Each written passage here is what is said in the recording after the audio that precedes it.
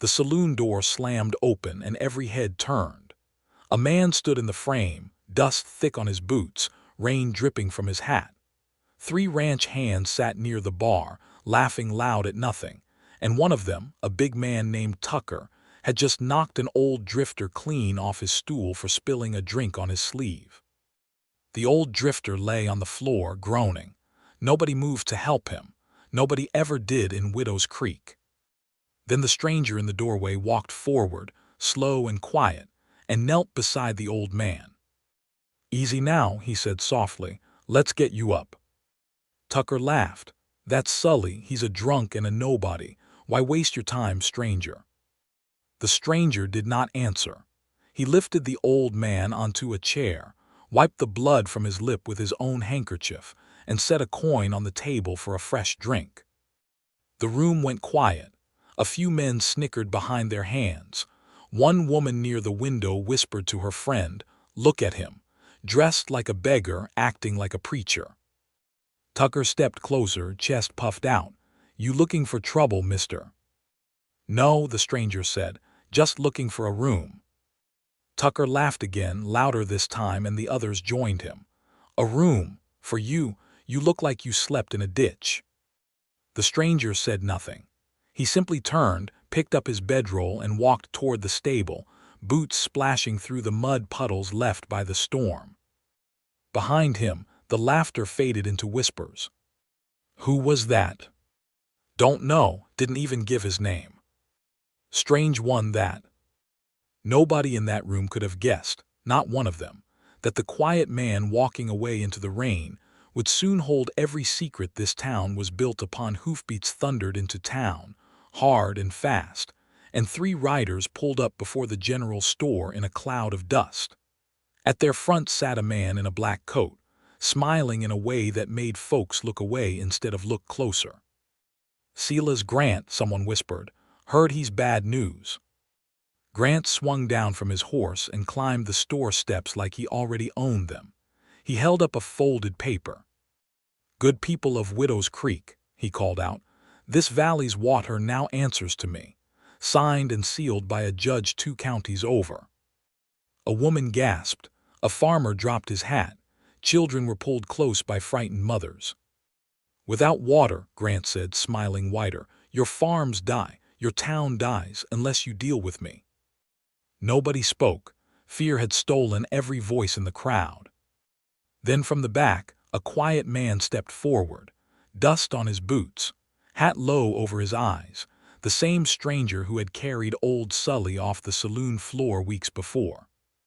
"You're mistaken, Mr. Grant," he said, calm as still water. "That water was never yours to sell." Grant laughed. "And who might you be, ranch hand, to tell me my business?" The stranger reached into his coat, slow and steady, and drew out an old paper, folded soft from years of careful keeping. Whispers rippled through the crowd like wind through wheat. "What's he doing?" "Is that a deed?" Mr. Ainsworth, the town notary, took the paper with shaking hands. He read it once. His face went pale as bone.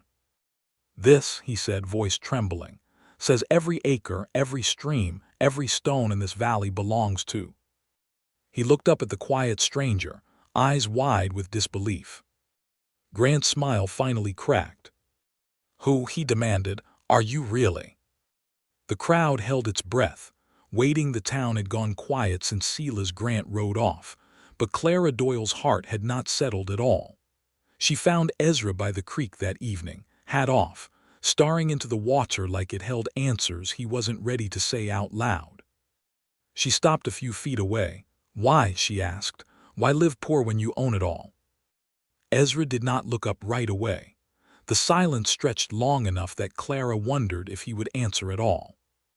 "My father built this town's trust," he said finally, "with hard work, fair dealing. He never told a soul what he owned. He used to say, the day a man expects respect for what he owns, he stops earning it for what he does." Clara stepped closer. "And you?" "I didn't want his fear," Ezra said. "The fear of never knowing if folks cared for him or just his money, so I came here quiet. I worked like any other man. I wanted someone to know me first. His hands, rough and scarred, gripped his hat tight. I was afraid, he admitted, voice low, that once you knew what I owned, you'd stop seeing what I am. Clara's eyes filled with tears she didn't try to stop. I already knew you, she said. I knew the man who climbed onto Mrs. Petrie's roof before anyone asked. That man was never poor, not for one single day. Ezra looked up at her then, searching her face like a man bracing for a door to close. It didn't close. I could never, Clara whispered, unknow a good man once I've found one. For a long moment, neither of them spoke. The creek moved on quietly beside them, the way it always had, the way it always would. Ezra reached out, slow and careful, and took her hand. Nobody in town would ever know what passed between them at that creek. Some secrets, Clara realized, were worth keeping. The church was packed tight, coats pulled close against the autumn chill, every face turned toward the front. Word had spread fast. The quiet cowboy owned the whole valley. Now everyone waited to see what he would do with it. Ezra stood before them, hat in his hands, saying nothing for a long moment. The silence stretched thin. Some of you are scared of me now, he said finally. Some of you want favors, I understand both. Nobody moved, nobody breathed too loud. My father protected this land in silence, Ezra went on. So did I, but that silence nearly let a wicked man steal it from all of you. That was my mistake. He unrolled a fresh paper, ink still careful and new, and held it up for the crowd to see. From this day forward, he said, the water rights belong to no single man. They belong to Widow's Creek, every family, every farm, held safe forever. No stranger with a false paper will ever threaten you again.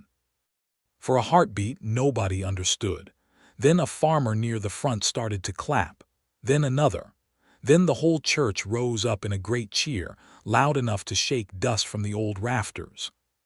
Clara stood near the front, watching him give away the very thing that could have made him a king. She had wondered, walking in that morning, if power might change him. It hadn't. That winter, Ezra and Clara married in that same small church, snow falling soft outside the windows, the whole town crowded in to watch.